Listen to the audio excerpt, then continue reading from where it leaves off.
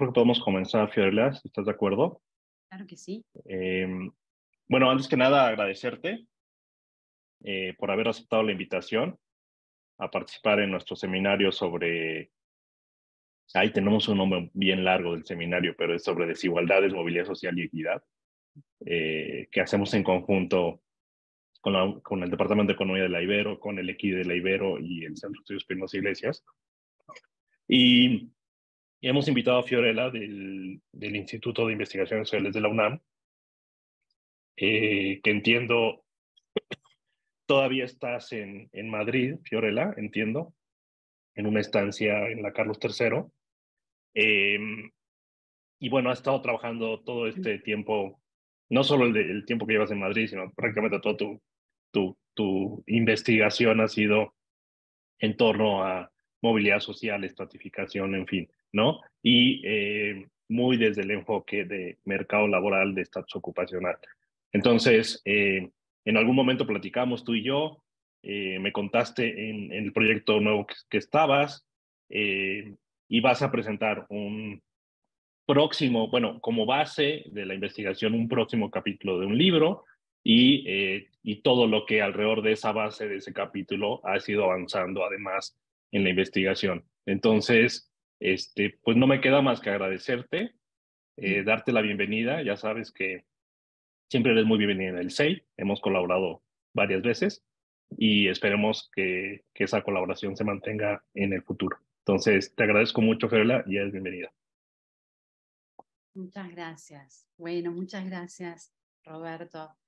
Buenos días para allá, para México. Aquí son las 7 de la tarde ya, y estamos a 40 grados, así que si me voy diluyendo de la pantalla es por el calor al que estamos sometidos. Bueno, voy a compartir entonces la pantalla. Ahí me avisan si se ve bien. Creo que sí. Bueno, muchísimas gracias,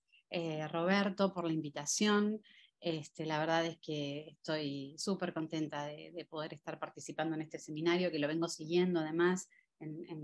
durante este último semestre, y me parece no solamente un espacio muy estimulante para la discusión, sino sobre todo también muy necesario en estos tiempos. Efectivamente, como comentaba Roberto, yo trabajo en el Instituto de Investigaciones Sociales de la UNAM y hace un año que estoy como profesora invitada en el DILAB, que es un laboratorio sobre desigualdades y discriminación en la Universidad Carlos III de Madrid, y lo que les voy a presentar hoy es parte de este proyecto de investigación que vengo desarrollando en este último tiempo y que tiene que ver con análisis de clases y movilidad intrageneracional. Y así, bueno, como titulé la presentación para ustedes el día de hoy. Lo que hice fue tratar de organizar como 7 grandes puntos. Voy a tratar de irme lo más rápido posible por la primera parte, pero sí me parecía importante plantear o dejar planteado sobre la mesa la importancia del campo de estudio de la movilidad social intrageneracional, que si bien está directamente vinculada con la movilidad entre padres e hijos, tiene sus particularidades y tiene sus cuestiones específicas, digamos, que es interesante como tener en cuenta, sobre todo por el tipo de preguntas de investigación que se hacen estos estudios de movilidad intrageneracional. Hacer también un breve repaso por cuáles son las teorías actuales alrededor de este campo de estudio, algunas cuestiones metodológicas que siempre son importantes a tener en cuenta en estas cosas, y finalmente presentarles algunas tendencias globales recientes, pero sobre todo tratándonos de enfocar en el caso de México, que también es uno de los que más nos interesa a nosotros para poder finalmente delinear, si se puede decir así, algunas agendas futuras de investigación que me parece que podrían ser importantes para este tema. Con respecto al campo de estudios de la movilidad intrageneracional, a diferencia de la movilidad que se estudia entre padres e hijos, en este caso yo lo que estudio es el movimiento, digamos, las transiciones que puede hacer una persona, que es un individuo, a lo largo de una determinada escala social, durante su vida laboral. Es decir, desde el primer empleo, ¿no?, lo que llamamos el origen, como en cualquier estudio de movilidad que tenemos origen y destino, cuando se estudia la movilidad intrageneracional, el origen es el primer empleo de las personas trabajadoras hasta el momento de la última observación, que es el destino, y esa última observación puede variar dependiendo, sobre todo dependiendo de la disposición de datos que tengamos, y eso lo vamos a ver un poco más adelante. Esta escala social por la que transitan los individuos a lo largo de su vida se puede medir y se puede definir de muchas maneras diferentes. Yo lo trabajo a partir de clases sociales, pero se puede estudiar también a partir del estatus ocupacional, del logro, de un índice socioeconómico, de los propios ingresos. Digamos, la microeconomía sobre todo se encarga de estudiar la movilidad de ingresos a lo largo del tiempo en la vida de las personas. Yo desde mi formación como socióloga y como demógrafa trabajo sobre todo con un análisis sociológico estructural, digamos, de la movilidad intrageneracional, que está efectivamente, también como decía Roberto recién, basada en el mercado de trabajo, en la división social del trabajo, donde las clases sociales se entienden como posiciones que ocupan los trabajadores y las trabajadoras a partir de compartir situaciones de mercado de trabajo similares, y esas posiciones se supone que están jerárquicamente ordenadas y estratificadas a partir no solo de la ocupación, sino también de otras variables relacionadas con el mercado de trabajo, como la posesión o no de medios de producción, la especialización de las tareas que realizan los trabajadores, la capacidad y los grados de autonomía y de autoridad que tienen con respecto a sus puestos de trabajo. Esto es importante por dos razones. Primero, porque el estudio de clases no es el estudio de ocupaciones, sino que es una agregación más amplia, que tiene implicaciones tanto teóricas como metodológicas importantes para entender la cuestión de la movilidad. Y por otro lado también es importante porque con estas definiciones de clase con las que trabajamos, si ustedes se fijan, las retribuciones del mercado, los retornos del mercado en términos de recursos, en términos de ingresos, no forman parte de la definición de estas clases sociales, porque el análisis sociológico estructural considera que estas remuneraciones son una consecuencia de la formación de clase y no son parte de la composición de las clases sociales, y por eso trabajamos exclusivamente con este tipo de variables, dejando de lado, digamos, la parte de los retornos, donde los retornos vendrían a ser una especie de variable dependiente precisamente de estas clases sociales. Dicho eso, hay que decir también que en general hay una escasez de estudios sobre movilidad social intrageneracional, a diferencia quizás de los estudios sobre la movilidad generacional, por distintas razones. Digamos, hay razones teóricas, metodológicas e históricas, diría yo también, que explican esta escasez de investigaciones, y además hay una especie como de, yo no diría de confusión, pero sí de muchos estudios aledaños que están relacionados con la movilidad intrageneracional, pero que no son exactamente eso, ¿no? Estudios sobre cambios de empleo, estudios sobre carreras ocupacionales, digamos, porque se analizan incluso desde una perspectiva más psicológica, más que sociológica. Es decir, hay una gran variedad de investigaciones en torno al problema, y cada una, digamos, trabaja de manera específica según la disciplina y nuevamente también según los datos que haya a disposición. Las razones teóricas de la escasez de estudios sobre movilidad intrageneracional o sobre movilidad a lo largo de la vida de las personas tiene que ver, en primer lugar, por la importancia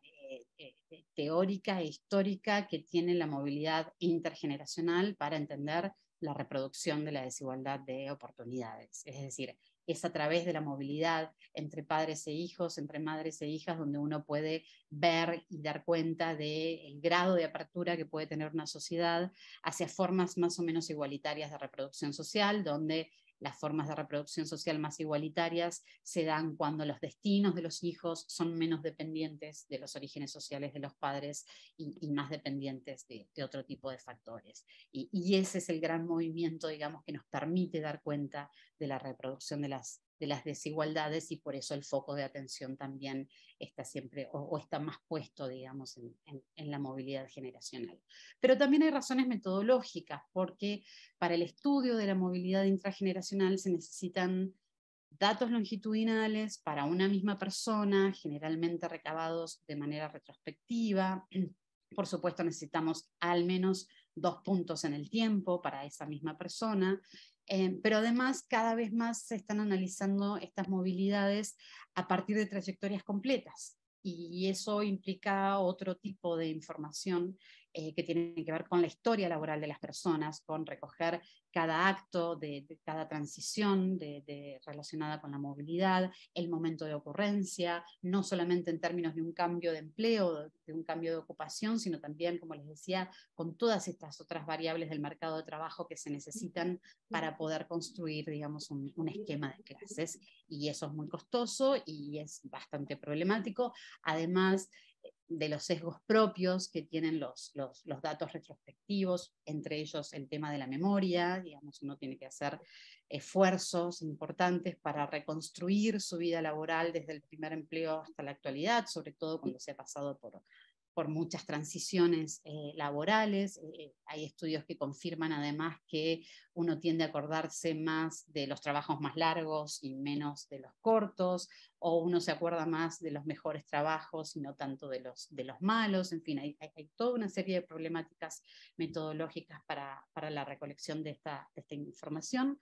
Y hay también, como les decía, razones históricas, sobre todo en América Latina. Ustedes saben que no solo América Latina tiene una gran tradición de estudios sobre desigualdad y movilidad social, sino que los estudios pioneros desde la sociología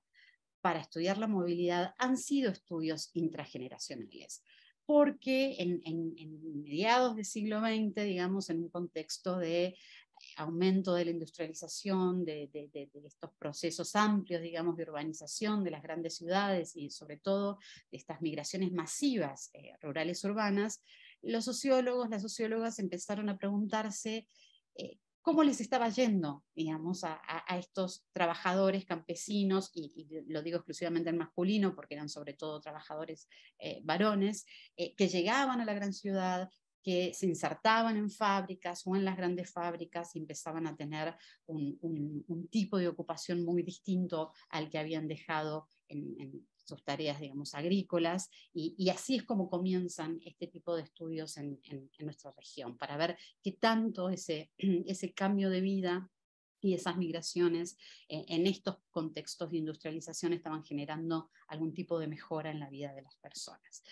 Y ahí hubo mucho desarrollo de este tipo de estudios,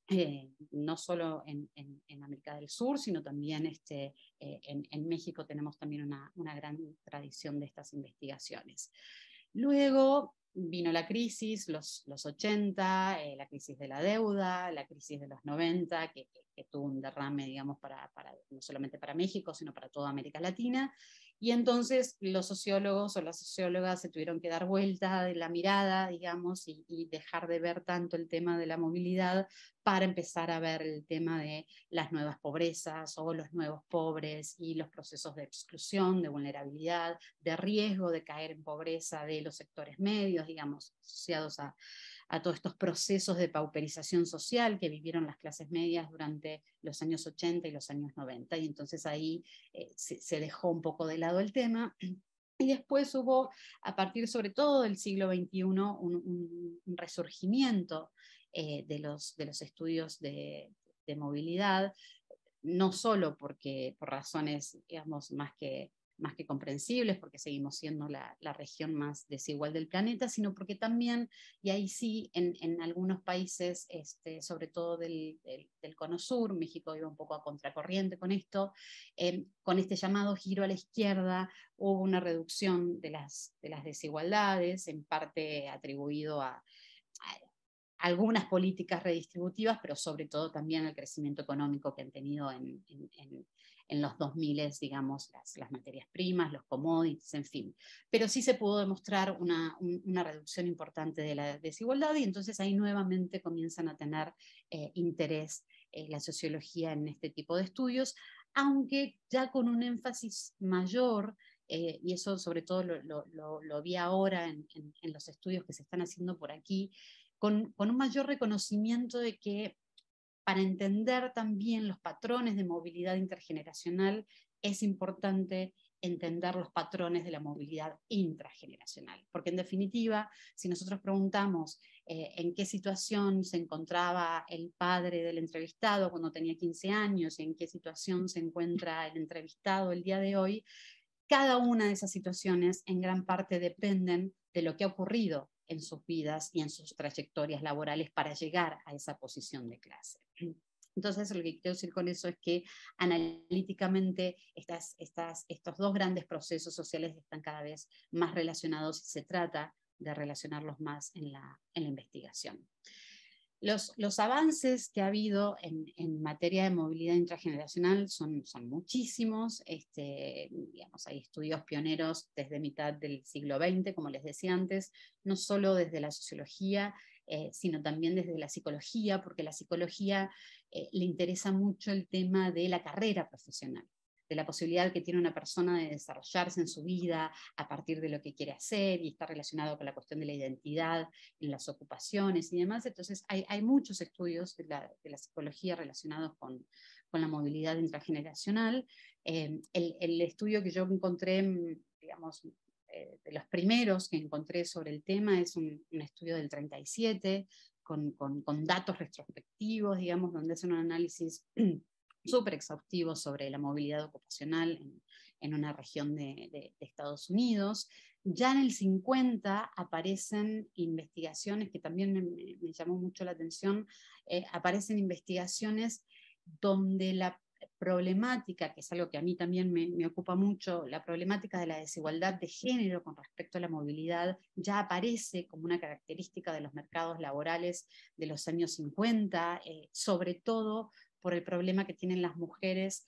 por las entradas y salidas permanentes al mercado de trabajo. Eso ya lo han demostrado, insisto, estos estudios desde por lo menos mitad del siglo XX, bueno, con una evolución hasta el día de hoy, donde se ha institucionalizado mucho más el campo de estudio, sobre todo a partir de las mejoras que hemos podido tener en los datos y en las técnicas que están mucho más avanzadas en términos sobre todo de análisis estadístico. Por supuesto, en este recuento no puede faltar la mención a la tremenda tradición que en este tipo de estudios tienen el estudio del logro de estatus ocupacional y del logro de estatus y ocupacional de Blau y Duncan, que después Alejandro Portes y Haller y Miller vienen a complejizar también con el famoso modelo de Wisconsin, y de ahí en adelante, digamos, hoy en día hay una gama muchísimo más amplia de lo que se podía encontrar en estos inicios de estudios sobre este tipo de movilidades. Ahora, aquí hay algo que a mí me interesa mucho resaltar, porque a veces nos olvidamos qué estamos haciendo con este tipo de estudios en términos de qué es exactamente lo que queremos saber y cuáles son las preguntas de investigación, insisto, que desde la sociología nos planteamos cuando estamos estudiando la movilidad a lo largo de la vida de los trabajadores. Y hay un primer grupo de preguntas que a mí me parecen centrales para la sociología y creo que hay que seguir recuperando en este tipo de investigaciones, que tienen que ver con los cambios que se producen a lo largo de la vida de las personas. Y en ese sentido, los estudios sobre movilidad intrageneracional permiten responder una pregunta que es tan básica, pero tan esencial a la sociología, como la que indica qué tantas chances tiene una persona de que le vaya mejor en la vida. Qué tantas posibilidades tienen los individuos de estar mejor mañana de lo que están hoy o de lo que estuvieron cuando comenzaron sus trayectorias laborales. Hasta dónde las condiciones, y uso a propósito, ahora voy a decir por qué el término de marginalidad, hasta dónde las condiciones de marginalidad con las que ingresa alguien al mercado de trabajo es una característica transitoria, pasajera, que está relacionada con ser joven, que está relacionada con ser un recién llegado, o en realidad esas condiciones, esas malas condiciones de entrada, terminan siendo una característica o una condición fija en la vida de las personas que van a tener que seguir cargando por el resto de su vida laboral. Y decía que uso a propósito esta palabra este concepto de marginalidad porque es el concepto que utilizaban estos estudios pioneros de los que hablábamos anteriormente cuando se hablaba de las posibilidades que tenían los migrantes rurales de mejorar sus condiciones de vida una vez que llegaban a las grandes ciudades. Además de estas preguntas más macro, también hay preguntas más micro, si se quiere, pero que son también fundamentales para los estudios de movilidad. ¿Cómo toman decisiones los individuos a la hora de cambiar o de permanecer en un trabajo, en un puesto, en una empresa, en una ocupación determinada? ¿Cuántos cambios de trabajo hacen falta para poder llegar o para poder acceder a una determinada clase? ¿Cuántas clases sociales experimenta una persona a lo largo de su vida, por ejemplo? Y después, una vez que entonces se logran más o menos responder ese tipo de preguntas, que insisto, a mí me parece que son el núcleo duro de los estudios de movilidad, aparecen las problemáticas o las preguntas relacionadas con las desigualdades entre grupos sociales, ¿no? Entonces, además de conocer esos cambios intraindividuales, nos preguntamos básicamente por qué a algunas personas les va mejor que otras. ¿De qué depende que una trayectoria laboral termine en una determinada posición social? ¿O por qué dos personas con el mismo nivel educativo, sin embargo, acceden a empleos o a clases diferentes, que es algo que tiene que ver sobre todo con los efectos directos e indirectos del origen social, que ahora luego los vamos a ver, o cómo se logra llegar a una determinada clase, cuáles son las clases que protegen más a sus miembros y cuáles los expulsan más, cuáles son las clases que ofrecen pasajes de movilidad ascendente y cuáles no, es decir, todas preguntas que nos permiten ver desigualdades entre distintos grupos sociales. Entonces, analizamos los cambios intraindividuales, analizamos las desigualdades interindividuales y luego analizamos también, por supuesto, los determinantes y los mecanismos de estos procesos de movilidad, viendo básicamente cómo se relacionan factores individuales con factores estructurales para explicar estas posibilidades de movilidad y sobre todo también lo que ahí vemos ahí es que tanto peso van teniendo el origen social, la educación, el primer empleo en los logros siguientes. Porque la verdad es que hay todo no solamente hay todo un debate, sino que hay resultados encontrados, digamos, hay investigaciones que muestran que, por ejemplo, en sociedades más desiguales, el efecto que tiene el origen social y que tiene la educación en la movilidad intrageneracional es un efecto continuo a lo largo del tiempo, ¿no? Es un peso alto y continuo a lo largo del tiempo. En cambio, en sociedades más flexibles, más abiertas, donde las posibilidades de movilidad son mayores, el origen social, la educación, incluso el primer empleo, van perdiendo peso para explicar los logros siguientes. Y, digamos, las explicaciones racionalistas a estas cuestiones lo que dicen es que en realidad cuando un empleador contrata a alguien como su primer empleo, la única información disponible que tiene esa persona tiene que ver con sus credenciales educativas y con sus características relacionadas con el origen social. Mientras que a medida que se va avanzando en la trayectoria y se adquieren habilidades, otros conocimientos, experiencia, aprendizajes, incluso hasta redes y capitales sociales, se va perdiendo la importancia de la educación y del origen social para explicar los siguientes cambios o los siguientes logros, pero insisto, los resultados van en los dos sentidos, entonces tampoco hay un panorama claro sobre eso, pero eso es mucho de lo que se estudia cuando hablamos de los determinantes y los mecanismos de movilidad. Más allá del tipo de interrogantes que nos hacemos y de las distintas teorías que hay para explicar o para entender el problema de la movilidad a lo largo de la vida, hay algunos consensos básicos en las que las distintas teorías están más o menos de acuerdo. Uno de esos supuestos es que la movilidad se explica tanto por características individuales como por características estructurales relacionadas con las condiciones del mercado de trabajo, con las barreras, sobre todo organizativas, institucionales, productivas, que impiden que determinados grupos sociales puedan acceder a determinados puestos y por supuesto con también características individuales, algunas características individuales afectivas y otras no necesariamente.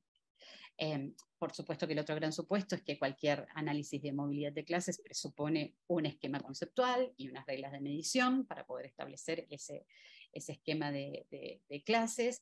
En la actualidad, el esquema de clases más utilizado en sociología es el famoso esquema de Erikson y Goldthorpe, que de una manera u otra le ha ganado, por así decir, la batalla cultural a otras aproximaciones súper interesantes que hay también para definir a las clases sociales, que se pueden hacer. El problema es que si uno utiliza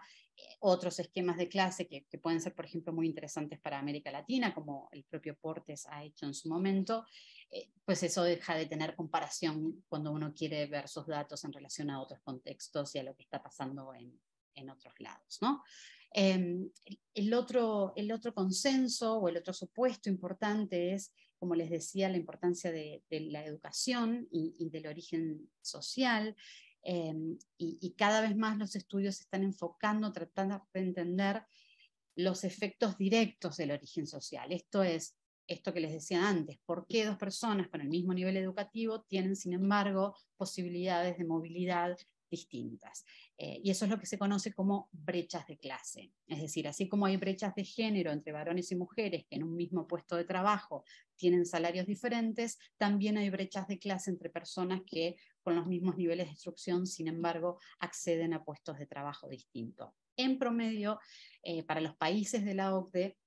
de los efectos del origen social, un 60% es explicado efectivamente por la cuestión educativa, por los niveles educativos de las personas, y el otro 40% restante es explicado, digamos, cuando uno termina controlando por educación, por el origen social. Y eso es una caja negra de Pandora, digamos, que hay que ver cuáles son todos los mecanismos que hay dentro de eso para poder explicar esas desigualdades. Y el otro punto importante es que, y esto sí es mucho más específico de la movilidad intrageneracional que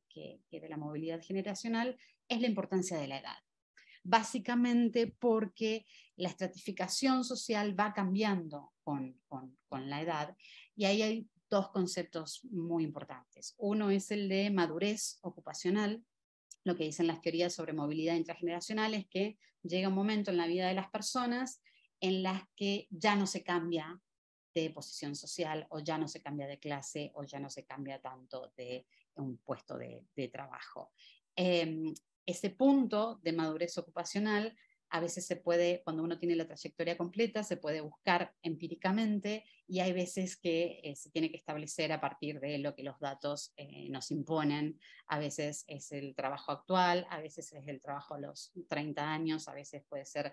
hay varios estudios que ahora lo que están haciendo es analizar las trayectorias desde el primer empleo hasta los 10 primeros años de experiencia en el mercado de trabajo, porque dicen que a partir ya de esos 10 años siguientes se puede lograr ese punto de madurez ocupacional. Es un debate abierto. Y el otro concepto importante que se deriva de la importancia de la edad para este tipo de estudios es el ritmo decreciente de la movilidad. Es decir, a lo largo de la vida se tiende a que las primeras posiciones de clase son menos estables y se cambia más de trabajo y de empleo, y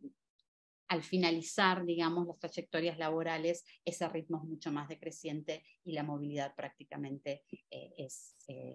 inexistente, y eso es algo en que la gran mayoría de las investigaciones ya lo dan por supuesto.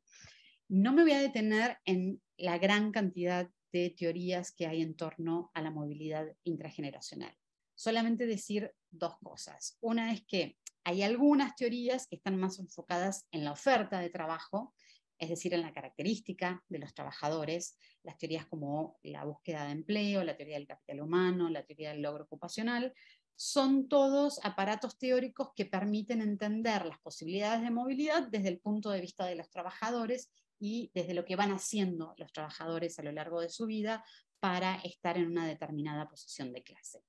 Y después hay otro grupo de teorías, como las teorías estructuralistas y las teorías de la competencia por vacantes, que en realidad están más enfocados en la demanda laboral,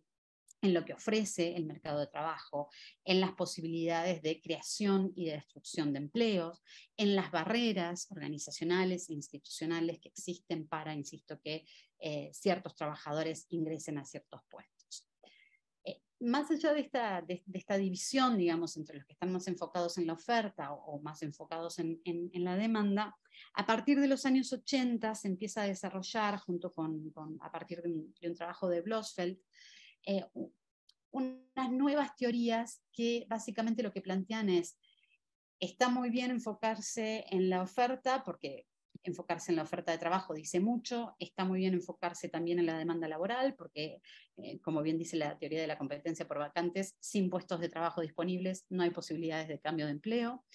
pero lo que le falta a todas estas teorías es agregarle el componente de la temporalidad a los procesos que significan la movilidad intrageneracional, porque básicamente la movilidad intrageneracional, el paso o no de una posición de clase a otra, ocurre en el tiempo. Y eso hay que considerarlo, y el problema que tienen estas teorías es que son extremadamente estáticas para contemplar esos cambios en el tiempo. Y lo que dicen estas teorías es, básicamente tenemos que considerar tres grandes dependencias temporales de la movilidad intrageneracional. Por un lado, el tiempo transcurrido en el mercado de trabajo, la duración de las trayectorias laborales. No es lo mismo ver la movilidad de alguien que hace 5 años que empezó a trabajar que ver la movilidad de alguien que hace 20 años que está trabajando. No es lo mismo el momento histórico en el que una persona ingresa al mercado de trabajo, no es lo mismo ingresar en un momento de crecimiento o de expansión del ciclo económico que en un momento de crisis, y tampoco es lo mismo el momento actual por el que está pasando una determinada trayectoria laboral y qué es lo que está pasando en el mercado de trabajo en ese momento. Sin contemplar, dicen estos teóricos, estos tres elementos temporales, las teorías existentes, digamos, quedan bastante cojas. Y entonces la introducción de estas teorías de cambios estructurales y temporales en el mercado de trabajo comienza a ir en paralelo con la importancia de investigar trayectorias completas y no quedarse exclusivamente con 2 puntos en el tiempo para considerar precisamente estas dependencias temporales. Más allá de la gran diversidad de teorías que hay en torno a la movilidad intrageneracional, todas estas teorías trabajan de una u otra manera con grandes esquemas de clases, con agregaciones amplias de ocupaciones. Y en los últimos tiempos ha empezado, yo diría en las últimas 2 décadas, ha empezado a florecer una crítica, no ya sobre el análisis de clases es importante o no, porque eso ya es un análisis, es un debate, digamos, que ya quedó bastante superado, pero sí una crítica que estos grandes esquemas de clases no estarían realmente dando cuenta de las diferencias en las oportunidades de vida individuales, en los comportamientos, en las actitudes de los individuos. Y por lo tanto comienza a surgir una perspectiva que se llama la perspectiva de las microclases, donde lo que tiende es a que cada vez se pueda avanzar a un nivel más detallado de ocupaciones, y en vez de hablar de grandes clases, y se habla entonces de microclases. Esto tiene un montón de problemas, ya los defensores de unos y otros ya se han explayado muchísimo sobre las ventajas y ventajas de cada uno, pero una cosa que a mí sí me parece muy interesante de esta perspectiva de las microclases es que comienza a reconocer las tremendas heterogeneidades que hay dentro de una clase social y lo complicado que eso puede ser para entender cómo se viven, digamos, las situaciones de clase en cada uno de estos grupos ocupacionales. Sobre todo en la clase de servicios, que es la clase más alta de todas, que involucra a directivos, a profesionales, donde ya se ha demostrado que el tipo de comportamiento que tienen los directivos, por ejemplo, no tiene nada que ver con el comportamiento que pueden tener ciertos profesionales, sobre todo profesiones liberales que han quedado bastante precarizadas en los últimos años. Y también es un gran problema, sobre todo para el caso de México, la clase de los trabajadores por cuenta propia, donde también dentro de esa clase se aglutina a muchísimos trabajadores que realmente tienen muy pocas cosas en común, más que ser trabajadores por cuenta propia. Entonces, esta perspectiva de las microclases está intentando subsanar de alguna manera estos problemas de las diversidades intraclases. El gran desafío que tienes es que necesitas muchísima información porque tienes que trabajar con ocupaciones a 3 dígitos y bueno, y necesitas muestras muy grandes para eso y hay un problema también ahí. Ahora, Pasando a la cuestión metodológica, como les decía, básicamente necesitamos para hacer este tipo de estudios datos longitudinales, mínimo dos datos en el tiempo, en diferentes tiempos. Siempre vamos a trabajar, cuando trabajamos con datos retrospectivos, con un sesgo y un problema de censura hacia la derecha, que es el momento de la observación, es decir, no sabemos qué va a pasar con este trabajador que estamos observando hoy, qué va a pasar el día de mañana o los siguientes años, y eso siempre es un problema, sobre todo por el tema de la duración de las trayectorias. Pero una vez que tenemos esos datos, las técnicas, hay algunas técnicas que son similares a los de la movilidad intergeneracional, se hacen tablas de doble entrada para ver la movilidad absoluta, se hacen modelos log lineales para ver la movilidad relativa, aunque en realidad a los estudios de la movilidad intrageneracional les preocupa menos el tema de la movilidad relativa porque son muchos menos años de observación como para pensar en que hubo grandes cambios que habría que controlar, digamos, en el mercado de trabajo entre un momento de observación y otro, pero de todas maneras sí hay estudios que analizan la movilidad relativa también. Y lo que apareció en los últimos tiempos es esta idea de, como les decía, con el rescate de la importancia de la temporalidad, aparecieron estas técnicas para analizar la totalidad de las trayectorias laborales y no quedarse solamente en dos momentos en el tiempo. Y eso se hace a través de análisis de secuencias, que es una alternativa hoy en día muy utilizada. Se hace también a partir de modelos de curvas de crecimiento, que son análisis multinivel, digamos, donde uno puede ver tanto las varianzas entre las personas como las varianzas dentro de un mismo individuo y por lo tanto ver sus posibilidades de movilidad. La gran ventaja que tienen estas dos técnicas, y que hay muchos papers también que ya lo han mostrado, es que son bastante robustas, sobre todo para controlar los problemas de duración y de trayectorias de distintas duraciones, ¿no? Entonces, por ese lado tienen una gran ventaja. Y en realidad, la ventaja, sobre todo, de poder trabajar con análisis de trayectorias, además de ver las tablas de movilidad, es que uno puede ver, entre otras cosas, por ejemplo, el tiempo en que se pasa en cada clase social. Uno puede ver, como les decía antes, la madurez ocupacional de manera empírica, que puedes ver exactamente en qué momento las personas dejan de cambiar tanto de posición de clase. Uno puede ver cuán distintas pueden ser las historias que conducen, sin embargo, a resultados similares. Es decir, no importa solo el destino de las personas, sino también ver de dónde viene cada quien y sobre todo cuánto tiempo le toma hasta llegar hasta allí. Y en eso, digamos, el análisis de trayectorias creo que tiene unas ventajas más que interesantes. Con el esquema que les decía que trabajamos es con el esquema, famoso esquema EGP, adaptado para América Latina. Básicamente la adaptación es que este grupo de propietarios y trabajadores independientes agrícolas en el esquema original se coloca junto a los pequeños propietarios y trabajadores independientes en esta especie de tercer lugar de la pirámide, por así decirlo, cosa que en América Latina es algo bastante difícil de sostener porque este tipo, digamos, de este grupo de trabajadores prácticamente producen para el autoconsumo y sería muy difícil que los podamos colocar en esta tercera posición. Hoy en día, algo que me llamó mucho la atención en los estudios desde que estoy aquí en Madrid, es que en las últimas investigaciones a esta clase, que es la clase de trabajadores de rutina no manuales, es decir, trabajadores administrativos, trabajadores asalariados en el comercio, trabajadores de call center, trabajadores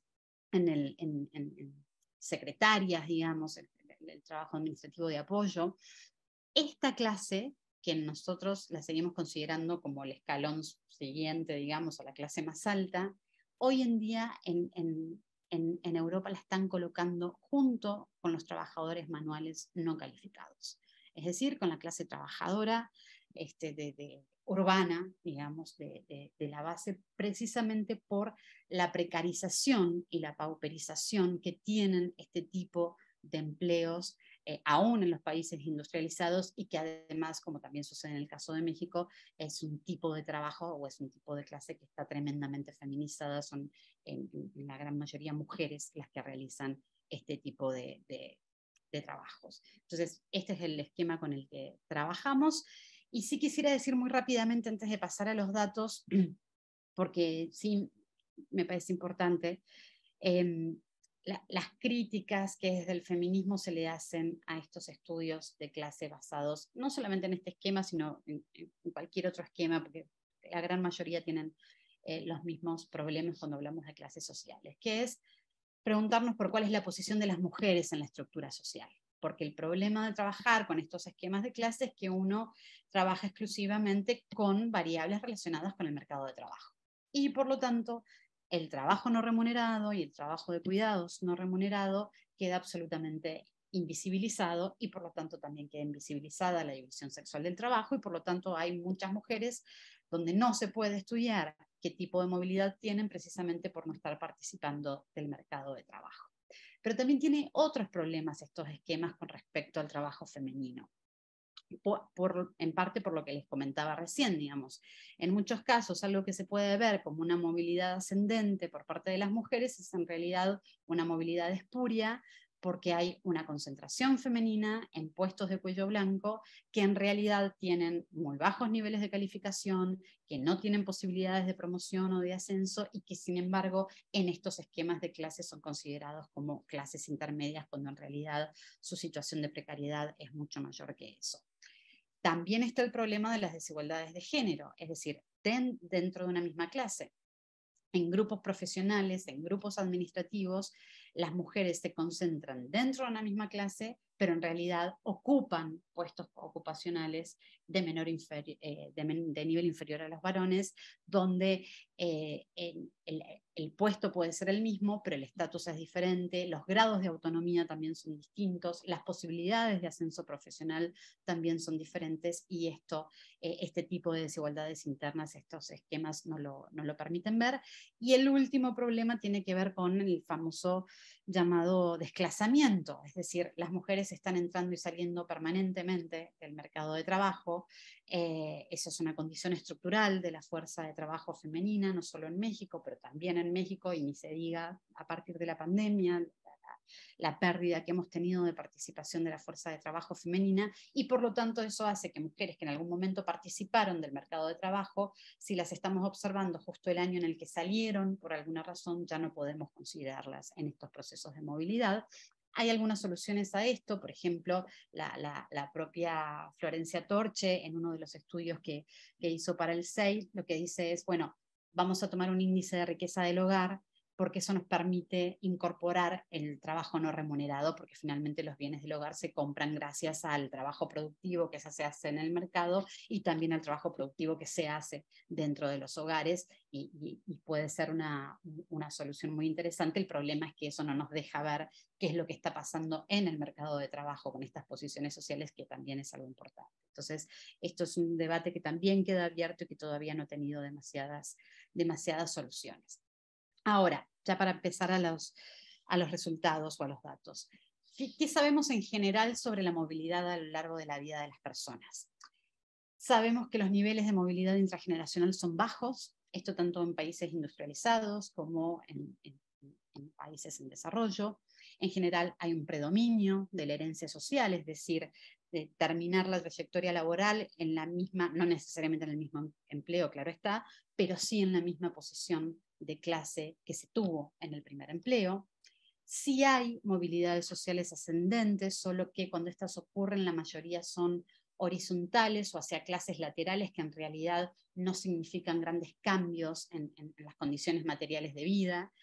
o en el bienestar o en el nivel de vida de las personas, y en cambio la movilidad vertical es mucho menos frecuente.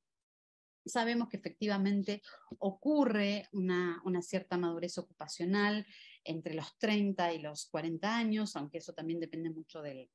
contexto, como vamos a ver ahora. En términos generales, también quienes analizan los dos tipos de movilidad al mismo tiempo, la intrageneracional y la entre padres e hijos, lo que encuentran es que hay mucho menos movilidad a lo largo de la vida que entre generaciones, es decir, se mueve menos una persona a lo largo de su vida, que en realidad tiene toda una explicación lógica, que con respecto a generaciones anteriores. Sabemos también que a la clase más difícil de llegar es a la clase más alta, que es la clase de servicios, y sabemos también que mientras a la clase de servicios se accede sobre todo por vía externa a través de las credenciales educativas o a través de la educación, a las clases medias se accede más por vía interna, por medio del reclutamiento interno del mercado de trabajo, antes de pasar por otra serie de ocupaciones, aunque también eso para el caso de México es relativo. Y el último, digamos, dato así que uno puede encontrar en diferentes contextos de análisis es que la clase de trabajadores por cuenta propia, la famosa clase 4, es la más heterogénea en términos de composición y en términos de arriba y en términos de llegada o de arribo. Algunos llegan a la clase de trabajadores independientes desde abajo, como una movilidad ascendente, la clase trabajadora, y sobre todo en el caso de las mujeres, lo que se ve es que hay una descendencia social a partir de las clases de servicios y de la clase de trabajadores de rutina, y eso tiene que ver con los problemas que tienen las mujeres cada vez que salen del mercado de trabajo, que si salen de una buena posición, las posibilidades de volver a ingresar a esa misma posición son mucho más bajas para ella. Ahora, ¿qué pasa en México? Bueno, en México, por suerte, a diferencia de otros países de América Latina, tenemos bastantes datos con los cuales hacer este tipo de ejercicios. Sin embargo, por ejemplo, en el caso del módulo de movilidad social intergeneracional de la encuesta permanente de hogares, que permitía la reconstrucción de la trayectoria, parecería ser que no va a continuar ese módulo y que no lo van a seguir levantando como un módulo de la EPH. Por supuesto, tenemos nuestra encuesta de MOVI, que yo ya me adelanté para ponerla del 2023, que esperemos que pronto podamos contar con ella para poder seguir haciendo este tipo de análisis. Pero en fin, lo que quiero decir con esto es que a diferencia de otros contextos, sí tenemos manera de recuperar estos análisis sobre movilidad intrageneracional, algunos exclusivamente con 2 puntos en el tiempo y otros como la encuesta sociodemográfica retrospectiva de México, la EDER, que es la que les voy a mostrar ahorita, que sí es la que nos permite reconstruir toda la trayectoria laboral de los trabajadores. Para este caso en particular, yo trabajo con personas entre 30 y 54 años de edad, porque ese rango de edad me permite garantizar que las personas analizadas hayan alcanzado un umbral mínimo de madurez ocupacional, que han terminado ya sus niveles educativos, y porque además también, y esto no es menor, dado que la edad al primer empleo en México es tan temprana, en promedio los 15, 16 años, cuando empiezas a observar a alguien a partir de esos 30 años hacia atrás, esa persona ya tiene como un promedio de 15 años desarrollados en el mercado de trabajo. Entonces, a partir de estos datos, ¿cómo es que funciona el sistema de estratificación social cuando hablamos de la movilidad intrageneracional? Básicamente funciona de esta manera. Primero, decirles que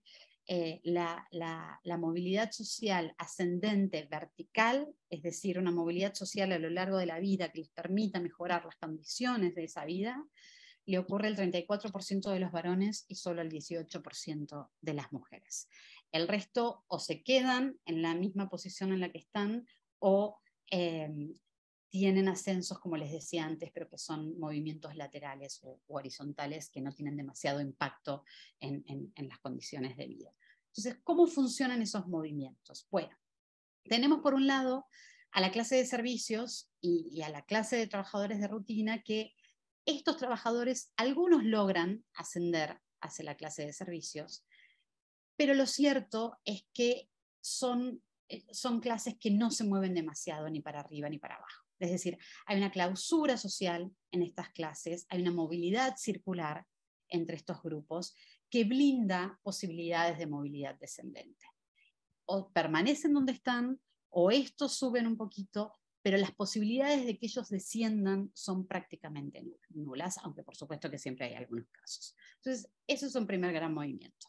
Y después tenemos este otro movimiento, que es de trabajadores, de la clase trabajadora manual no calificada, porque estos también son bastante estables, son los calificados, pero estos sí logran un ascenso, pero muchos de ellos, pero el ascenso que logran es, como yo digo, es un ascenso precarizado. ¿Por qué? Porque ¿a dónde llegan estos trabajadores? Llegan a la clase de trabajadores por cuenta propia, con todo lo que sabemos que implica ese tipo de trabajo en nuestro país, que es un tipo de trabajo desprotegido socialmente, que no cuenta con seguridad social, que no cuenta con protección para la salud, que no cuenta con posibilidades importantes de tener aportes para el sistema de pensiones y por lo tanto el día de mañana tener una jubilación. En fin, es como digo yo, un ascenso desprotegido, es un ascenso social precarizado.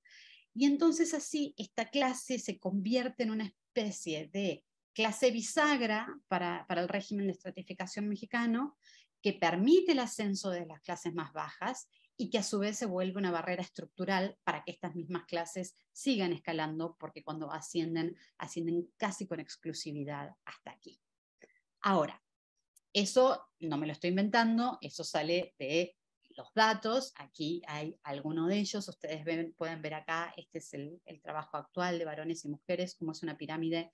cargada hacia abajo, donde menos del 40% forma parte de las clases medias, si consideramos a la clase 3 y a la clase 4 como clases medias, donde hay una tremenda feminización del trabajo manual no calificado, casi en un 28% de mujeres que están en este tipo de empleos, donde esto incluye a las trabajadoras de las maquilas, por ejemplo, o a las trabajadoras domésticas que realizan trabajo doméstico remunerado. Hay también una importante masculinización del trabajo calificado en la manufactura. Esto me parece importante porque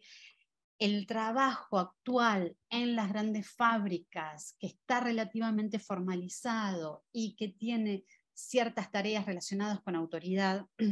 o con supervisión, por ejemplo, es un trabajo que blinda también a estos trabajadores de no tener situaciones, digamos, de descenso social importante. Lo que quiero decir con esto es que a pesar del gran auge de los servicios y de la terciarización de la economía en general, el trabajo en la manufactura sigue siendo una fuente muy importante de seguridad y estabilidad para los hombres. Como les decía, hay un tremendo predominio de herencia social. Esta es la herencia de clase entre el primer empleo y el actual, que es de 42% para los hombres y de 62% para las mujeres, es decir, 6 de cada 10 mujeres permanecen en la misma clase en la que iniciaron sus trayectorias laborales, y la escasa movilidad ascendente, donde, independientemente de la escasez, la de los varones, las probabilidades de los varones duplican las probabilidades de las mujeres. Esto lo voy a pasar muy rápido porque se acuerdan que yo al inicio les dije, bueno, en las concepciones sociológicas de las clases sociales no tenemos en cuenta las retribuciones o las riquezas o los retornos. Ahora, cuando sí las tenemos en cuenta y vemos las asociaciones entre el esquema de clases y el nivel socioeconómico del hogar en términos de un índice de riqueza o en términos del índice de orígenes sociales o en términos del estatus ocupacional, tanto en el primer empleo como en el actual, como en varones o como mujeres, lo que vemos es que efectivamente hay un orden jerárquico entre las clases en función del estatus socioeconómico de cada una de ellas. Hay una correspondencia entre esta pertenencia y las retribuciones a esa pertenencia de clase. ¿Qué sucede cuando miramos la tabla de movilidad clásica entre primer empleo y empleo actual en varones y mujeres a través de una gráfica como esta? Yo quiero que acá nos enfoquemos exclusivamente como en 4 cuestiones que a mí me parecen las más interesantes. La primera es la escasa movilidad y el predominio de la herencia social, especialmente en la punta y en la base de la escala. Es decir, estos rectángulos, por llamarlos de alguna manera, a bote pronto, son las personas que están fijas, ¿no? Que empezaron en el mismo lugar y terminaron en la misma posición de clases. Cuanto más grandes son estos rectángulos, más se habla de herencia de clase, porque son personas que empezaron y terminaron en el mismo lugar. Eso ocurre mucho en la cima y en la base, y también en el caso de las mujeres en el trabajo precisamente de cuello blanco. La segunda cosa que me interesa resaltar acá es la mayor fluidez que hay entre los varones. Si ustedes se fijan en las líneas, hay para donde sea, para arriba, para abajo. Hay muchas más líneas en el esquema de los varones y que en el esquema de las mujeres, y eso es porque la movilidad, insisto, sea ascendente o descendente, las posibilidades de movilidad para ellos son mayores. El esquema de movilidad de las mujeres es mucho más rígido que el de sus pares varones. Y eso lo podemos ver acá, por ejemplo, con cómo se alimenta la clase de servicios. Hay una gran parte de la clase de servicios que allí está durante toda la trayectoria laboral, pero hay otra parte que no es desdeñable, que asciende desde otros lugares, incluyendo la propia clase trabajadora urbana. El mayor ascenso social se produce entre la clase trabajadora urbana, si bien hay algunos que se quedan, muchos otros logran ascender hacia diferentes posiciones de clase al finalizar sus trayectorias. Y el punto más interesante que a mí me parece acá es ver precisamente el comportamiento de la clase de trabajadores por cuenta propia como la gran receptora del resto de las clases. Yo hablo de estas figuras, tanto en varones como mujeres, como medusas. Si ustedes se fijan, son como, la clase 4 es como una medusa que absorbe trabajadores desde las distintas posiciones sociales que terminan finalizando su vida laboral en el trabajo por cuenta propia. Y esto a mí me parece algo muy importante y bastante serio por distintas razones. En primero, por como lo que les decía anteriormente, digamos, el trabajo por cuenta propia en México es un trabajo profundamente desprotegido y precarizado, además de la heterogeneidad interna que puede tener. En México ustedes saben que la idea de una sociedad salarial, digamos, a lo Robert Castell, no solo nunca constituyó una materialidad histórica, sino que tampoco una aspiración colectiva, ¿no? Es decir, y eso se ha profundizado últimamente con los discursos relacionados con la meritocracia, que alientan las bondades del trabajo independiente, del emprendedurismo, del echeleganismo. Yo siempre pongo como ejemplo que México es el único país del mundo que conozco donde asalariado se utiliza como insulto y como estigma social. Ustedes se acuerdan del caso de la señora de Polanco que se peleó con el policía porque le estaba haciendo una multa porque había estacionado mal su camioneta, y ella, para insultarlo, le decía pinche asalariado. Yo en ningún otro lugar he escuchado que la idea de ser asalariado constituya un insulto. Entonces, a mí me parece que todo lo que está ocurriendo en torno a esta clase social en términos de su aumento, pero también en términos de su desprotección, hay que seguir trabajando, hay que seguir estudiándolo en México, porque todavía la verdad es que sabemos muy poco en términos de estos trabajadores que estamos hablando de que de la clase trabajadora ascienden a esta clase, en realidad, ¿a dónde están llegando realmente? ¿Hasta dónde es realmente una movilidad vertical o hasta dónde es una movilidad, como digo yo, hipotéticamente, cargada de precariedad y de desprotección social? Y eso me parece que es algo que tenemos que seguir investigando. Cuando uno observa de dónde vienen estos trabajadores que terminan aquí, entre otras cosas, lo que ve es que mientras en el caso de los hombres se trata de un ascenso de la clase trabajadora, ya sea más o menos calificada, aunque también hay descensos, pero son menores, en el caso de las mujeres se trata mucho más de un descenso, tanto de la clase de servicios como de la clase de trabajadores de rutina. Y eso tiene que ver, insisto, nuevamente por el problema que tienen las mujeres para permanecer durante largos periodos en el mercado laboral y por lo tanto cada vez que salen las posibilidades de reingresar tanto a la clase de servicios como a las de trabajadoras de rutina son mucho más difíciles y por lo tanto se tienen que dedicar a hacer este tipo de trabajos por cuenta propia. Ahora, ya para ir terminando, ¿qué pasa cuando transformamos estos dos puntos en el tiempo en secuencias de trayectorias donde podemos ver lo que le ocurre a cada edad a estas personas, en este caso desde que tienen 18 años hasta que tienen 54 años? Esto lo voy a pasar muy, muy rápido porque digamos aquí son las secuencias simples sin considerar ningún tipo de control, entonces hay que tener también bastante cuidado con el análisis, pero básicamente acá lo que les quería mostrar es cómo uno puede ir viendo, por ejemplo, el calendario de acceso a cada clase, ¿no? Entonces, uno puede ver aquí, por ejemplo, que las mujeres tienen un calendario mucho más temprano para acceder a la clase de servicios que los varones, ¿no? En las primeras edades, las probabilidades de que una mujer pertenezca a estas clases es mayores que en los varones, y eso, entre otras cosas, tiene que ver porque ellas tienen un acceso más directo a través de la educación que los varones, que en el caso de México, a diferencia de otros países, también sí tienen un reclutamiento bastante interno de esta clase, que hace que tengan que pasar unos años por otras posiciones antes de acceder a la clase de servicios. Y la otra cosa que les quería mostrar acá es que vean cómo, por ejemplo, en la clase de trabajadores por cuenta propia, es una clase que se va ensanchando a medida que la edad va aumentando.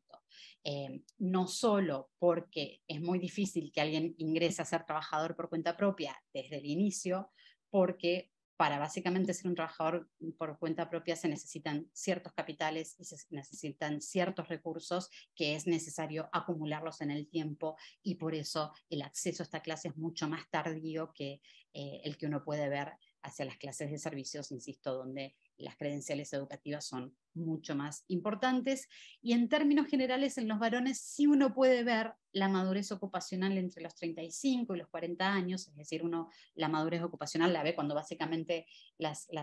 tablas ya no, las barras, digamos, ya no se mueven demasiado, y entonces uno lo que tiene son como rectángulos prácticamente en la gráfica, y eso sí se logra ver en los varones, pero en el caso de las mujeres, nuevamente, es mucho más difícil porque todavía sí siguen teniendo movimientos importantes incluso después de los 45 años. Por eso digo que lo de la madurez ocupacional es mucho más interesante poder determinarlo empíricamente antes que poner una edad predeterminada, que a veces no puede no ser necesariamente la correcta. Cuando nosotros sometemos estas secuencias de clases de los 18 a los 54 años, acá lo aportamos a los 45 precisamente porque vimos que ahí estaba la cuestión de la madurez ocupacional.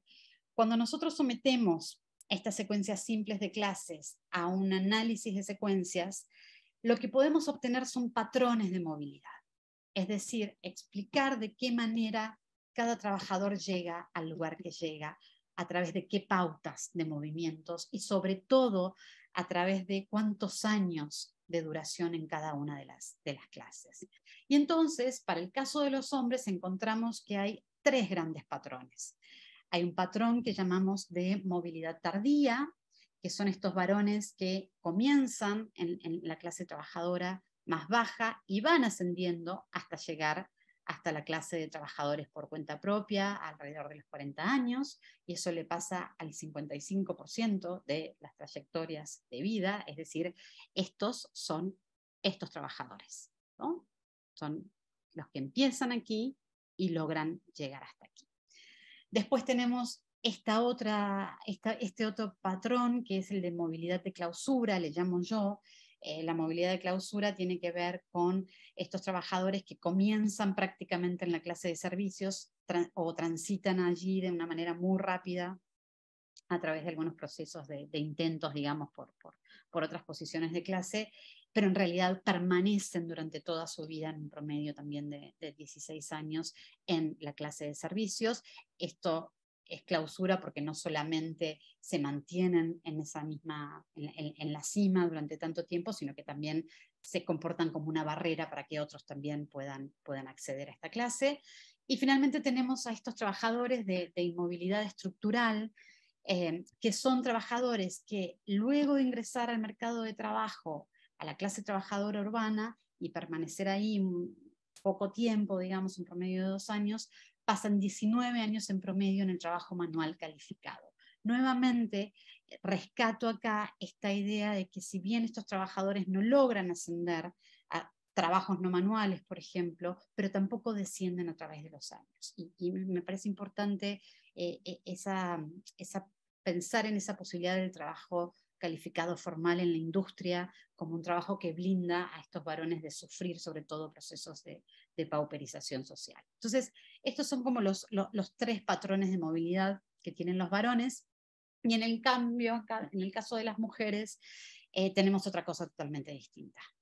Tenemos un grupo que yo le llamo de contramovilidad, que son mujeres que intentaron participar en el mercado de trabajo, lo hicieron un promedio de 3 años, lo abandonaron y ya no volvieron, y esto les pasa al 32% de estas mujeres. Cuando uno ve los tiempos de duración o en qué clases participaron estas mujeres, lo que ve es que quienes expulsan, o la clase que expulsa a las mujeres del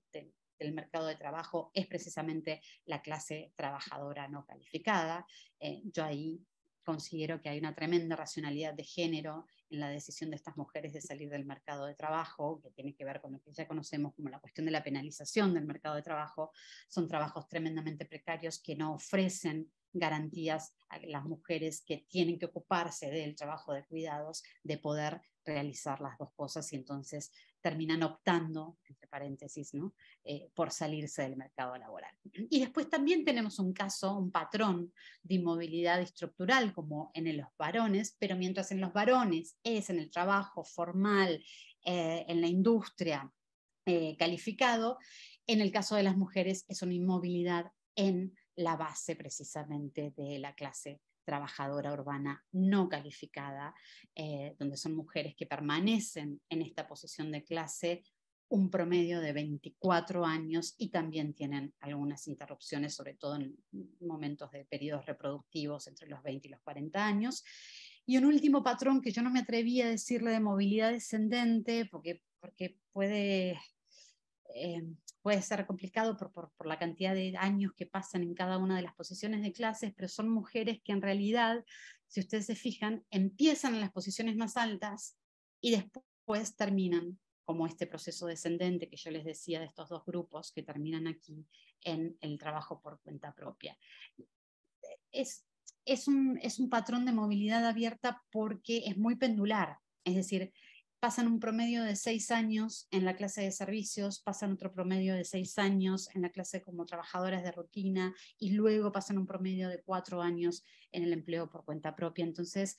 no sé si me atrevería a decir que es un patrón de movilidad descendente, pero al menos sí que es de muchos movimientos pendulares. Y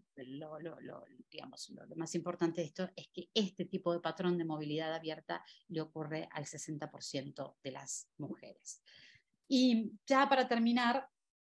no me voy a detener en esto, nomás quiero insistir en esto que les decía antes de los efectos directos e indirectos del origen social. Cuando sometemos todos estos datos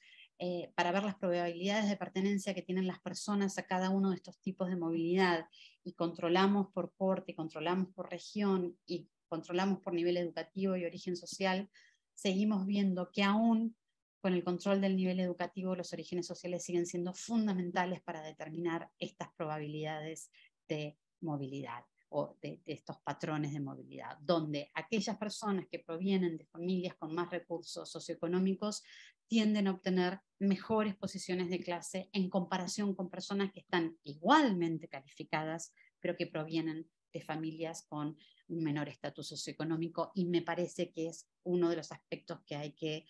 investigar ahí, digamos, de cuáles son esos mecanismos a través de los cuales el origen social sigue teniendo, insisto, controlando la educación, tanto efecto y tanto peso en las posibilidades de movilidad que tienen los trabajadores en México.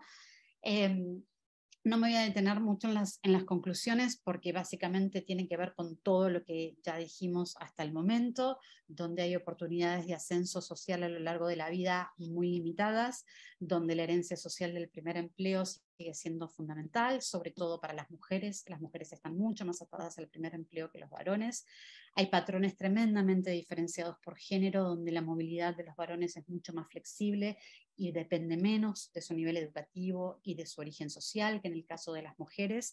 Y finalmente lo que vemos es lo que yo llamo una espiral de desventajas sociales, donde les va mejor a quienes comienzan mejor, y eso bloquea las oportunidades de entrada a mejores posiciones de clase para el resto de los trabajadores. Si tendría que pensar en una agenda de investigación, diría dos cosas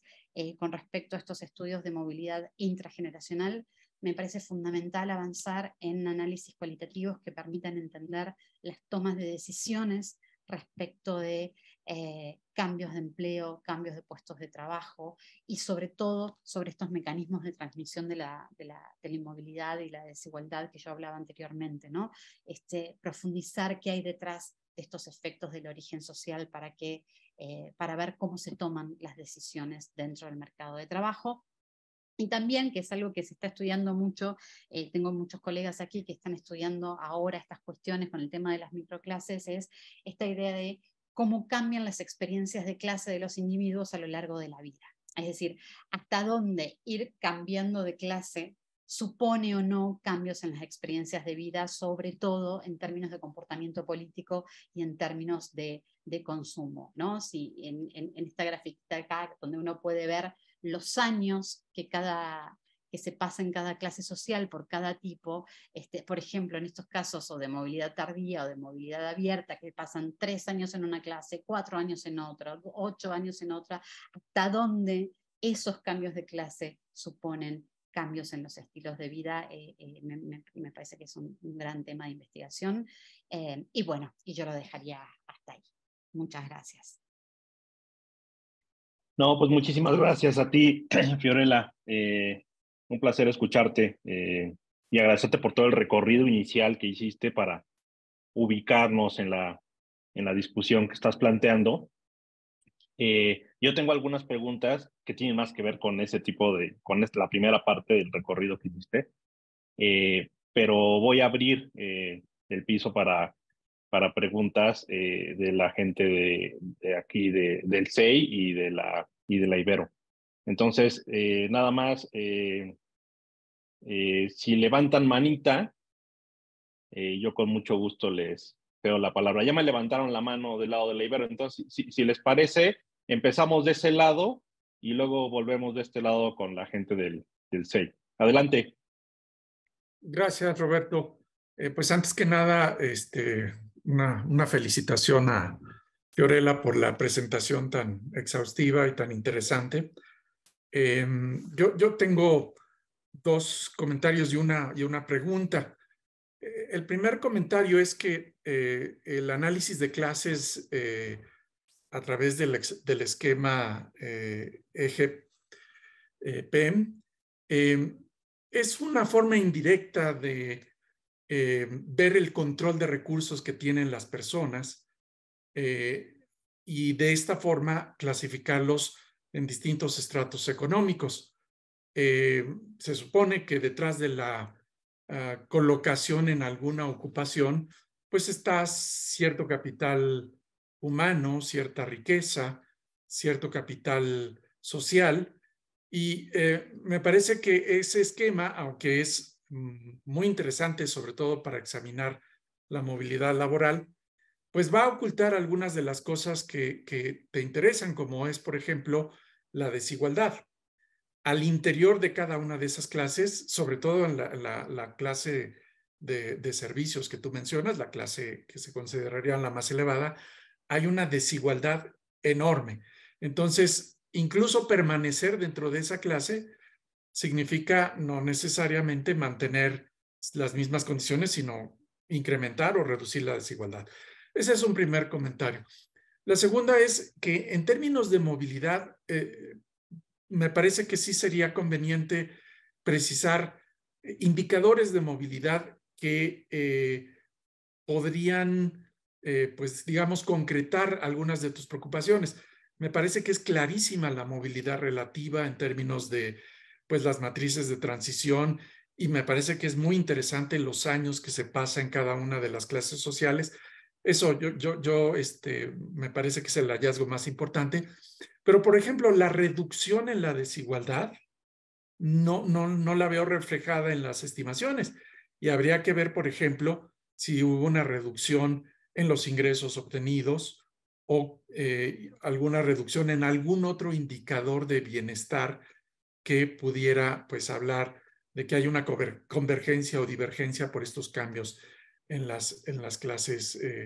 sociales. Lo mismo con el hecho de preocuparse por las condiciones de origen, cómo determinas las de destino. Idealmente habría que considerar algún tipo de correlación entre una variable inicial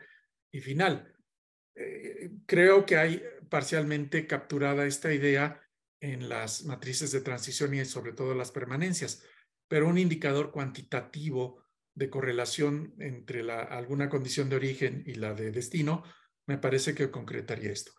Y mi pregunta es esta, este análisis me parece muy interesante. Me cuesta todavía trabajo, igual por ahí me distraje, ver cómo se hace el seguimiento de las trayectorias, pero ciertamente una de las fuentes que permite en el caso de México darle seguimiento a las trayectorias laborales es la Encuesta Nacional de Ocupación y Empleo, que por lo menos durante un año, que yo sé que es muy, muy poco,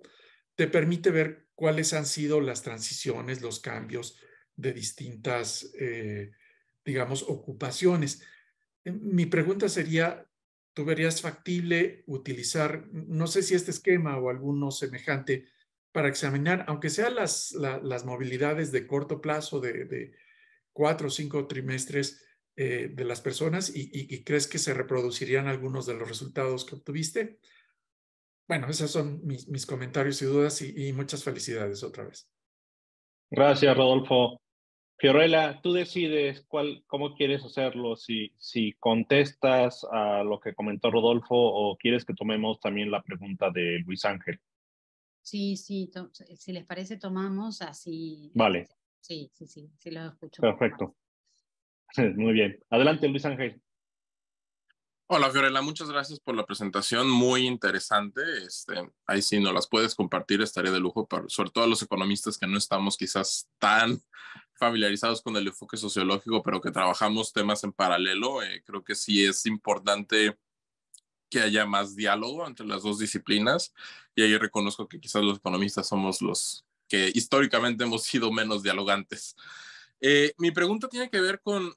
un artículo reciente de Harold Toro para el caso mexicano, donde él usa otro esquema ocupacional, él utiliza el ISEI, y lo que él encuentra y que me parece muy interesante y relevante para los patrones que también tú estás viendo, es que hay una pérdida, o mejor dicho, una precarización en el estatus ocupacional o mejor dicho, en el estatus de las ocupaciones a lo largo del tiempo, ¿no? O sea, lo que él encuentra es que las generaciones que se insertaron al mercado laboral antes de los 80 tienen trayectorias laborales que les permiten acceder a mejores condiciones en términos del estatus de las ocupaciones que tienen, mientras aquellas que se insertaron después de los 80 sistemáticamente tienen una trayectoria laboral más precaria, ¿no? Entonces, mientras veía tus resultados, me quedé pensando qué tanto la persistencia en un mismo escalón de la pirámide ocupacional está ocultando la precarización de los escalones, ¿no? Y si eso se puede ver desde el enfoque que tú tienes o si necesariamente se tiene que recurrir al tipo de construcción que es el ISEI. Gracias, Luis Ángel. ¿Quieres que te haga mi pregunta, Fiorella? Tiene que ver con esto último que mencionaba Luis Ángel de la precarización, digamos ya en el análisis empírico, que te detuviste en esta parte de clase 4, que hasta donde recuerdo se refiere a cuenta propia. Si esa consolidación o ese crecimiento sostenido de clase 4, sobre todo cuando metes la temporalidad en términos de edad, lo que si tu lectura no es en el sentido de que nos está arrojando un mercado donde el mercado te expulsa hacia cuenta propia y en todo caso se está precarizando el empleo, ¿no? O sea, pensando sobre todo en el ciclo que discutías del curso de vida donde a mayor edad, entonces te enfrentas a ciertos retos distintos, ¿no? No estamos hablando de los primeros 10 años y de tu pico máximo ni nada por el estilo, sino que es después de eso. Entonces, esa es una pregunta. Y cuando discutías en la primera parte de la presentación el tema de género y cómo lo capturamos en los estudios de movilidad social, digamos, una manera de hacerlo es justamente de como tú lo estás haciendo, ¿no? O sea, cuando observábamos esas entradas y salidas más frecuentes de mujeres, estos ciclos de 6 años, etcétera. Pero si tú pensaras, digamos, en una variable resultado, Florencia dijo, bueno, vamos a tomar un índice de recursos económicos. ¿Qué ganamos? Pues vamos a ganar que vamos a capturar la parte de aportación de las mujeres, que perdemos, que no vamos a poder identificar las desigualdades al interior del hogar, ¿no? Pero a final de cuentas, si nosotros nos planteamos como objetivo sí identificar esas desigualdades, entonces, ¿cuál es la ruta? ¿No? Más allá del tipo de ruta que estás planteando, que es a través del mercado laboral, ¿cuáles serían nuestras rutas alternativas? Sobre todo cuando estamos pensando en diseño de instrumentos como la SRUEMOVI, ¿no? Que ya la pusiste ahí y que sí te confirmo que sí va a haber levantamiento este año. Entonces, esas serían mis dos preguntas, Fiorella. Y si quieres, tomamos este paquete y luego volvemos del lado de la Ibero. Ok, muy bien. Bueno, muchas gracias por los comentarios, que además hacía tanto tiempo que no nos veíamos también con Rodolfo y con Luis Ángel. A ver, bueno, en realidad los primeros dos comentarios de Rodolfo que tienen ahí que ver con sugerencias y que sí, que voy a tomar. Sí, yo también creo que lo de la movilidad relativa es importante, pero en realidad lo que me llama la atención es que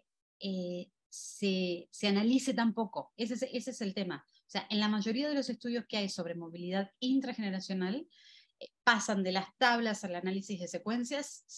o a las curvas de crecimiento sin pasar por ese análisis de la movilidad relativa, salvo en un par de casos que son muy específicos también, porque no es casual que donde sí están estudiando más la movilidad relativa cuando es intrageneracional es en Italia. El mercado de trabajo italiano, para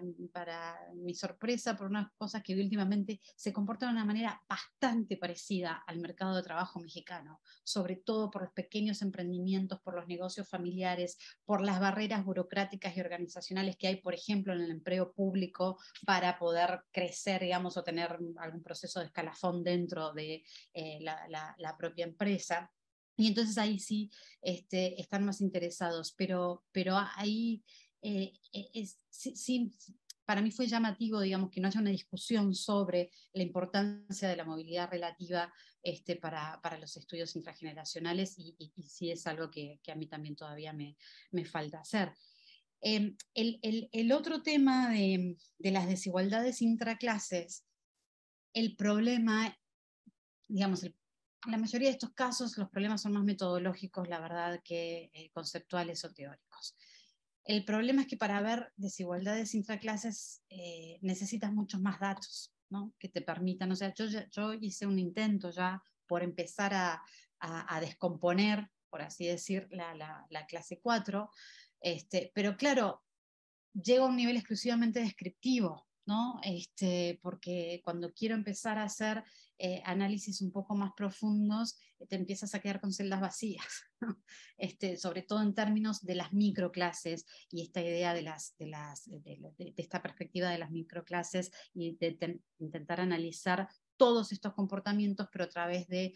ocupaciones de un modo mucho más detallado, donde ahí sí hay un par también de consideraciones teóricas que son súper interesantes en la misma línea en la que tú los planteabas. Por ejemplo, lo que dicen las perspectivas estas de las microclases es que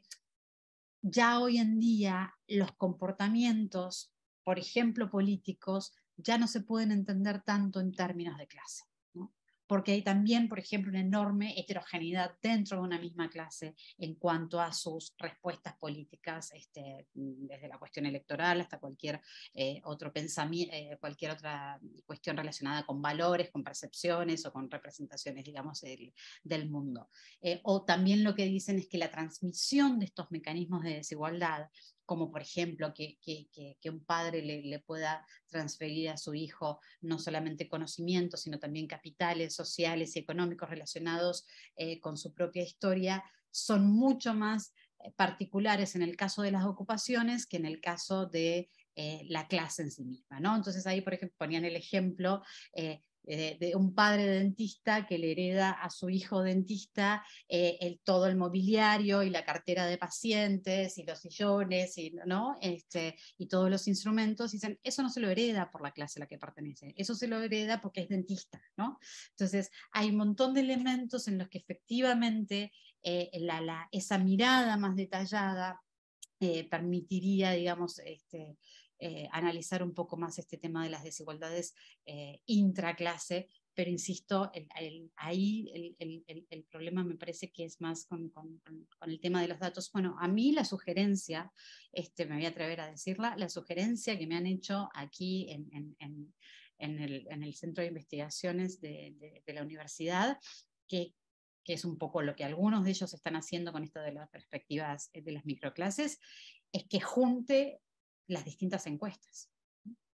y que trabaje con las distintas encuestas que me permiten dar cuenta de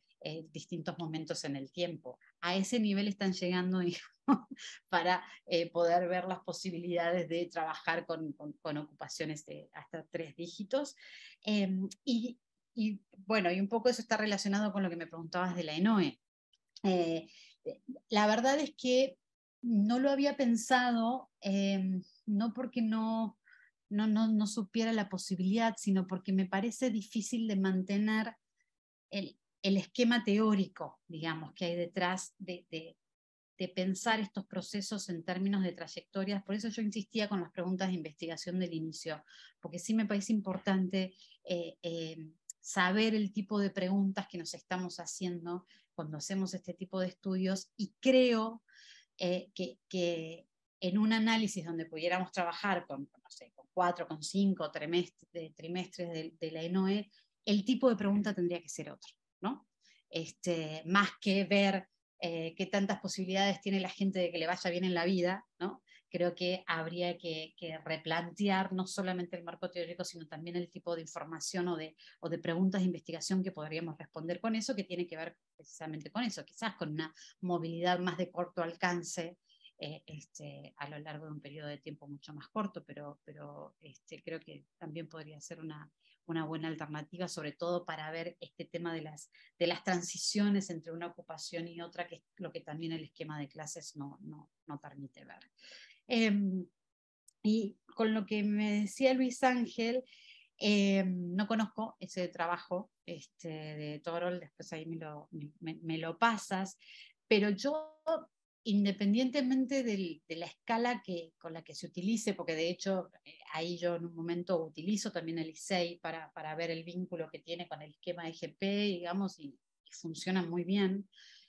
Yo creo que ahí el problema, más allá de la escala, es que efectivamente lo que hay es un proceso de precarización desde abajo hacia arriba. Es decir, en una sociedad en la que hoy todo es servicio, o casi todo es servicio, no podemos seguir considerando la clase de servicios como una clase alta,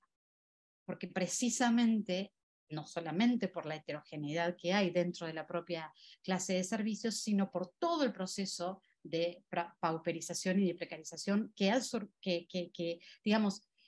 sufrido estas clases, porque básicamente son las únicas que lo pueden sufrir,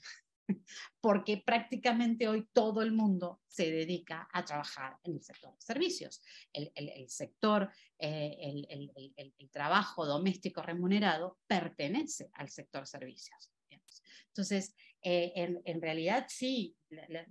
toda la evidencia, por lo menos que yo conozco, cuando uno hace análisis de cortes, yo aquí ya no mostré, digamos, el análisis por cortes porque ya era demasiado, pero en todos los estudios en los que se hacen análisis por corte, lo que se ve es que efectivamente en las últimas generaciones la precarización no solamente aumentó, sino que atraviesa, digamos, a las diversas clases sociales y ya no es exclusiva de un nicho ocupacional como podía ser en otros momentos históricos. Y finalmente, con los comentarios de Roberto, yo creo que, que sea el propio mercado el que expulsa hacia la clase 4 de trabajadores por cuenta propia, yo creo que hay que hay de las dos cosas. Me parece que hay un problema de falta de creación de empleos y también de pérdida de puestos de trabajo, que hace que, sobre todo a determinadas edades, que eso además está relacionado con la pérdida de habilidades, con las pérdidas de herramientas frente a nuevos tipos de empleos que exigen habilidades, digamos, que las cortes más grandes pueden no tener, ¿no? Sobre todo nuevamente en la parte del sector servicios, y eso hace, y al mismo tiempo que se destruyan oficios, si se quiere, más tradicionales, o un tipo de empleos más tradicionales que pueden ser reemplazados, digamos, hoy por tecnologías o por otro tipo de herramientas, que hace que muchos trabajadores se queden con herramientas obsoletas para enfrentar esas nuevas posibilidades de empleo, y por lo tanto haya ahí como una exigencia. Pero también es cierto que en las pocas encuestas que hay, donde aparecen cuestiones subjetivas relacionadas con preguntas sobre preferencias del trabajo, las preferencias por el trabajo independiente en México son de las más altas que en cualquier otra parte del mundo. Hay tres frases que sintetizan, digamos, esa preferencia. Y por eso yo lo relacionaba tanto con los discursos y con el cuidado que tenemos que tener con los discursos de la meritocracia y demás. Eres tu propio jefe, eliges tus horarios y nadie te manda, ¿no? Esos tres elementos son fundamentales a la hora de que cuando le preguntas a la gente por qué preferiría tener un trabajo por cuenta propia en vez de tener un trabajo asalariado. Entonces, y sobre todo, también es cierto que hay ahí una explicación relacionada con curso de vida, que no es lo mismo ser un trabajador asalariado a los 20 que a los 30, que a los 50, y sí es cierto que hacia el final de la vida también puede haber una búsqueda por una mayor independencia, digamos, en términos de lo que puede significar estar trabajando para cuenta ajena, ¿no? Pero si bien creo que la cuestión de la expulsión puede ser importante, no estoy tan segura que sea ni lo más importante ni lo único, ¿no? Yo creo que hay todo un condicionamiento sociocultural que también nos empuja hacia esas preferencias. Y con la cuestión del género, es un debate interminable, porque entre otras cosas supone considerar unidades de análisis distintas. Es decir, cuando tú tomas el índice de riqueza del hogar, estás considerando al hogar como unidad de análisis, y por lo tanto estás no viendo las desigualdades que puede haber en el interior de los hogares. Ahora, los que defienden de todas maneras ese análisis de clases por hogar, lo que dicen es que en realidad es poco robusto pensar que en los hogares hay clases distintas, porque en realidad sí los hogares se comportan como una sola clase, y por lo tanto, en realidad, digamos, no sé, si hay una pareja donde un miembro de esa pareja trabaja y el otro miembro de la pareja no trabaja, no es que el miembro que no trabaje pertenece a una clase distinta que el que sí, porque consumen juntos, porque las compras las hacen juntos, porque el tipo de actividades que se realizan, digamos, para gastar lo que se gana, se hace a través del hogar y no de manera individual. Entonces, es un debate ahí. Yo creo que se pueden encontrar instancias intermedias, que es, por ejemplo, tratar de incorporar a las mujeres que no están trabajando por alguna situación particular, tratarlas de incorporar en el esquema, sobre todo de salida, yo lo hice en más de una ocasión, ¿no? Es decir, cuando las mujeres están trabajando y en algún momento se salen, pues ahí lo que puedes hacer es o considerar el trabajo disponible de la mujer, si no pasó demasiado tiempo, digamos, y contemplarla en el análisis a partir de esa última ocupación, o considerar a la propia salida, si bien no como una posición de clase como tal, porque claramente no lo es, pero sí que te permita ver efectivamente esos movimientos de cuáles son las clases o las posiciones o los empleos que expulsan más a las mujeres del mercado de trabajo, porque sí me parece que más allá de las desigualdades entre los hogares o al interior de los hogares, el problema del desplazamiento de las mujeres en el mercado de trabajo es un problema tremendamente serio. Gracias, Fiorella. Ahora que estabas diciendo digo, no voy a seguir con el tema de género porque nada más no vamos a acabar y ya se nos va a acabar el tiempo. Pero ahora que mencionabas sobre este tema de la precarización de los empleos, eh, o sea, ahí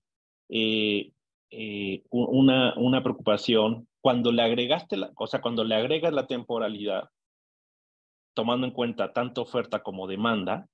¿no? Porque a final de cuentas es lo que estamos pensando, ¿no? No nada más por el lado de la oferta, por el lado de la demanda. Estaba recordando en las primeras láminas que presentabas cuál es el peso del primer empleo y cuál es el peso de la condición de origen, ¿no? Y es muy grande, ¿no? Entonces, cómo justamente ese momento, ese primer momento, te marca una ruta en la vida, ¿no? Y cuando hacías el ejemplo de cómo se les pregunta, de hecho usaste un término que dijiste, ¿por qué preferiría trabajar como cuenta propia o no? Y también mencionaste cómo México en ese sentido es atípico. Y entonces, ¿hasta qué punto tenemos que estar considerando no únicamente hacerles la pregunta, sino pensar en cómo les hacemos la pregunta, ¿no? O sea, tú dijiste, preferiría, y en realidad a lo mejor lo que está haciendo la gente, yo no sé cuál es la razón principal, ¿no? Pero estoy pensando en la manera en que es la problemática de movilidad social en México. Si ese preferiría ya es un resultado de un hecho consumado que ya internalizaste y entonces declaras que es una preferencia, pero que en realidad no lo es, sino que en el origen no lo fue, ¿no? Así como en el origen tu primer empleo no fue una elección, sino que fue simplemente una colocación del mercado para ti, dadas tus credenciales y dadas tus características, tus marcadores sociales, ¿no? En fin, estaba pensando en eso, Fiorella. Absolutamente, porque además no hay, perdón, no hay solo un problema de expresar lo que en realidad ya se hizo carne, digamos, en la vida de uno, sino también porque no hay que olvidarse en términos más objetivos de las condiciones que el trabajo asalariado tiene en México, que también son muy particulares, porque claro que en muchísimos casos es más conveniente lanzarse, digamos, al trabajo por cuenta propia que vivir las condiciones de precariedad que tienen muchos de los empleos asalariados, nuevamente, sobre todo en el sector servicios, digo, quitando, digamos, los mayores casos de explotación que puede haber en las maquilas y demás, pero por eso yo lo insistía tanto con el caso de las mujeres trabajadoras de cuello blanco, digamos, o trabajadoras de rutina, digamos, donde las jornadas laborales que tienen, los salarios que tienen, las faltas de prestaciones, claro que eso también es lo que impulsa a estos trabajadores ¿no? a preferir, digamos. A preferir. Sí. Mira, tenemos un par de puntos de Víctor Pérez de la Ibero, que ahí está, pero no está fallando el audio, entonces yo te voy a leer lo que nos mandó Víctor. Entonces, dice, hola Fiorella, muchas gracias por la presentación, realmente fue muy interesante. Tengo dos dudas en términos de análisis. Mencionaste que no suelen incluir los ingresos en estudios de las transiciones, y aunque coincido en que pueden verse como resultados de la clase, también pueden verse como posibles razones para moverse o no. Una posibilidad sería considerarlo en forma rezagada, es decir, considerar el nivel de ingreso pasado como posible predictor de una posible transición. Esa es la primera, ¿no? Y la segunda tiene que ver, es sobre otra fuente de información. Ya te preguntó Rodolfo sobre Noé y ahora Víctor te pregunta sobre otra dice. Lo ideal es tener datos panel, pero hay muy pocos en México. La ENVI da una idea, pero es un periodo muy corto. Dice, pero aún así podría proveer una forma de validar. ¿Cómo ves esa opción? O sea, él plantea la opción de la ENVI, que hasta donde entiendo, Víctor, estás pensando en las tres rondas, ¿no? 2002, 2005 y la 2009, 2012, ¿no? Por ahí. Esa es la segunda pregunta, Fiorella. Bien, muchas gracias, Víctor, que no lo veo por ahí, pero bueno, qué bueno que esté por ahí. Claro, Por supuesto que los ingresos son razones fundamentales para moverse, a punto tal de que las teorías estas que yo mencioné al inicio, que son las teorías del emparejamiento, del matching entre calificación y puesto de trabajo, o de búsqueda de empleo, y incluso también las propias teorías de capital humano, lo que dicen básicamente es que la gente cambia de empleo exclusivamente cuando ese empleo es para mejorar, ¿no? Y sobre todo es para mejorar sus ingresos. Entonces, en esos términos, que los ingresos pasados, digamos, sean un elemento para explicar transiciones, sí, absolutamente. Lo que pasa es que de todas maneras eso no implica